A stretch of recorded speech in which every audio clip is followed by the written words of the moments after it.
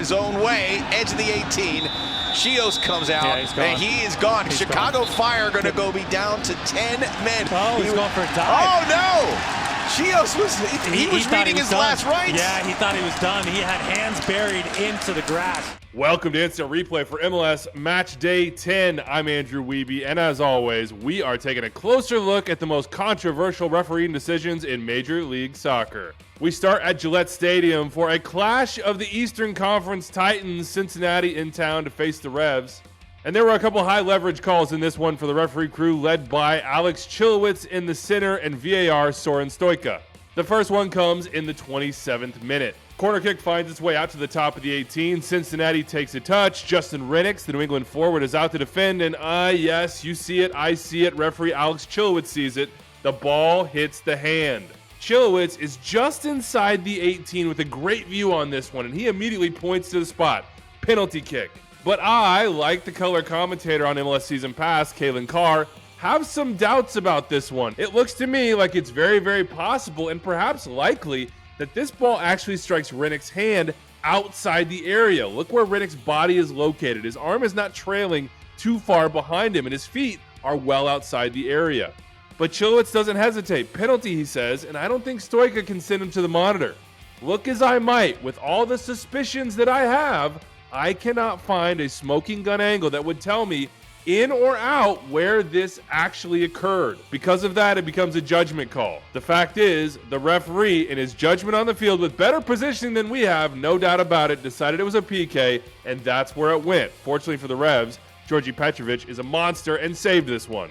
I am, however, going to have to disagree with Chilowitz on the 65th minute penalty shot that had Cincinnati up in arms. Lucho Acosta in the area, Andrew Farrell defending. Andrew Farrell gets a piece of Acosta. Acosta goes down. Chilowitz says no PK. Stojka, the VAR, sends Chilowitz to the monitor. Chilowitz takes a look. A couple looks, of course. He sticks with the call on the field. That is his right. But I'm with the video assistant referee on this one.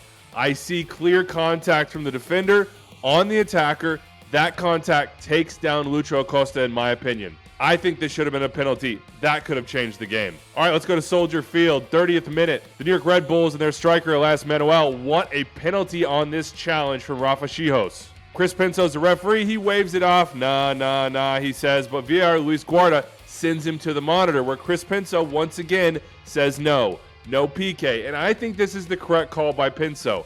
I cannot find any angle in these replays that shows me clearly what kind of contact, if any, occurred between Chijos and the knee or leg of Manuel.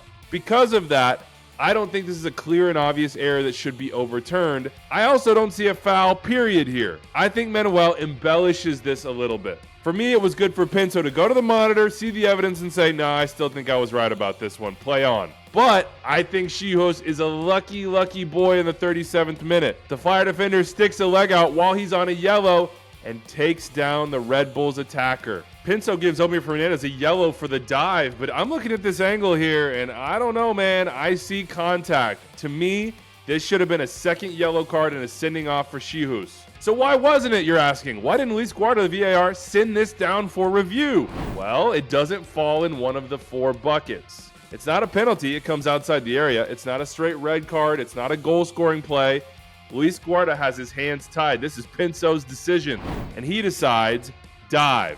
I just happen to disagree. Okay, let's hit a quick one in Portland. Had a bunch of St. Louis City fans sending me this play from the 89th minute. They're yelling, this should be a handball, and I sort of see it on Diego Chara. It was called offside on the field, and if you look it over here, you can see why. The question is, did it hit the arm of the Portland Timbers player? And I'm not entirely sure. What I'll say is, it could have hit the chest, it could have hit the arm, and I don't have an angle that tells me definitively, so I would err on the side of caution and the call on the field. Clearly, it was offside. We know that.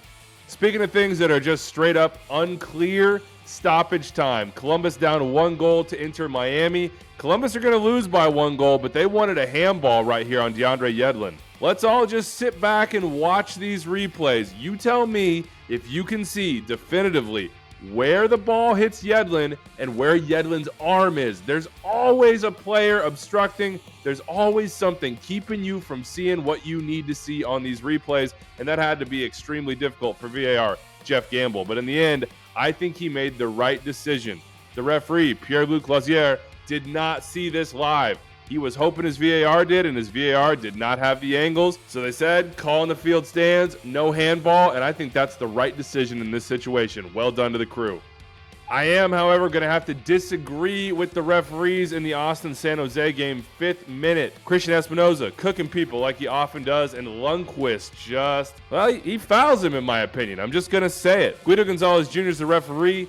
No call on the field, and Jorge Gonzalez is the VAR. Lundqvist does not get the ball, does not attempt to play the ball, jumps into the torso of the attacking player who's about to scoop by him. For me, this is a clear penalty. I think it should have been called. I do not think Dogso should have been called on this play in Orlando Galaxy. 73rd minute, Eric Zavaleta is trying to chase down Erkin Kara. He does chase him down, and he pulls him down too. So it's a foul, clearly. John Freeman, yellow card. Greg Dopka, the VAR, does not send it down for review for Dogso, though Orlando City won it. And I get why they do. It's just not Dogso. Kara is not in possession of the ball. He's not going to get to this ball. He has no idea where it is. He is mostly playing the body of Zavaleta in this situation. So is that an obvious goal-scoring opportunity? No. No, it is not. Yellow card is the right decision. Well done to the crew. And well done to VAR Eunice Marcacci in the Nashville-Atlanta game. Joe Dickerson did not catch this penalty on Dax McCarty in the 69th minute. I know Dax doesn't like it, but I see that right leg get Rossetto with just enough to take him down. So I think this is the right call, and well done to Marcacci for flagging it and sending Dickerson to the monitor. All right, that does it for us for MLS Match Day 10. If you like watching shows about referee decisions on YouTube or MLS Season Pass, consider becoming a referee in real life. The grassroots game could absolutely use more people passionate about the laws. Follow the link below to learn more about becoming a youth referee. The kids and the game will absolutely thank you. For our producer, Rich Hernandez, and our editor, Phil Levanco, I'm Andrew Wiebe. We'll see you next time.